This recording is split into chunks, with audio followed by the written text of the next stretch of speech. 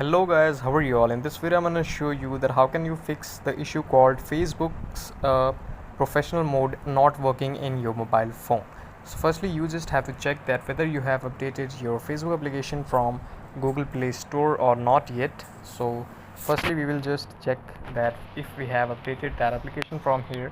Like I will just type Facebook on my Google Play Store here and I will just update it from here, and you can see my app is fully updated right now. So I will just click on the open button here, and you have to go on the Facebook's application information on your mobile phone. When you click it, you can see there is an option called storage and data here, like storage usage, and from here you have to clear all the cache and all the data present here on your Facebook account to restart your Facebook application on your mobile phone. And after that you will do not see any problem happening in your account right now. Thank you so much for watching this channel. Please subscribe this video, and please subscribe this channel if you liked, and we'll meet again with a new video.